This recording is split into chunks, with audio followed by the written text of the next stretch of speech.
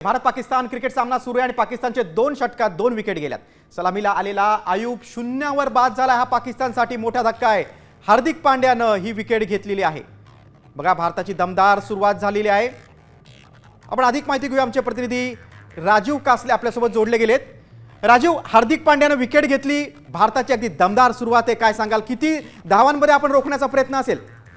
गिरीश, पाकिस्तानने आधी या सामन्यात हाय व्होल्टेज सामना आपल्याला सगळ्यांना माहिती आहे, प्रचंड विरोधी होतोय। त्यानंतर हा सामना सुरू झालेला आहे। पाकिस्तानने टॉस जिंकला आणि पहिली फलंदाजी घेतली, पण कुठेतरी हा त्यांचा निर्णय चुकीचा ठरतोय असं वाटतंय। कारण पहिल्याच षटकात भारतीय गोलंदाजांनी दमदार सुरुवात केली आहे। पहिल्याच षटकात हार्दिक पांड्यानं सलामीला आलेला आयुबला शून्यावर बाद केलं। त्याच्यानंतर दुसऱ्या षटकात जसप्रीत बुमराहनं जबरदस्त गोलंदाजी करत त्यांचा मुख्य फलंदाज असलेला मोहम्मद हॅरिसला पॅव्हेलियनचा रस्ता दाखवला। हॅरिसने फक्त 3 धावा केल्या।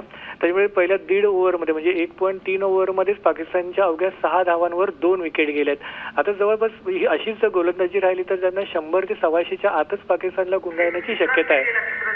गिरीश, आताच माहिती मिळाली की 3री विकेटही गेलेली आहे। जसप्रीत बुमराहनं 3री विकेट घेतली। जबरदस्त सुरुवात आहे, दमदार सुरुवात आहे।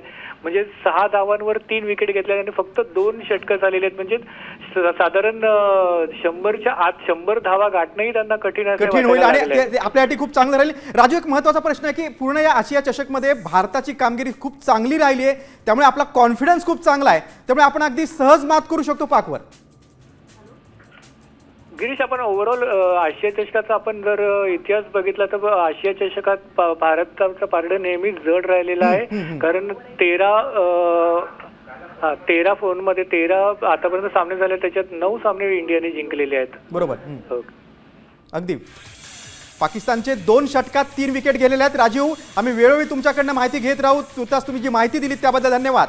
सलामीला आलेला आयुब देखील शून्यावर बाद झाला। हार्दिक पांड्या आणि बुमराहनं विकेट घेतलेल्या आहेत। भारताची दमदार सुरुवात झाली, चांगली सुरुवात झाली।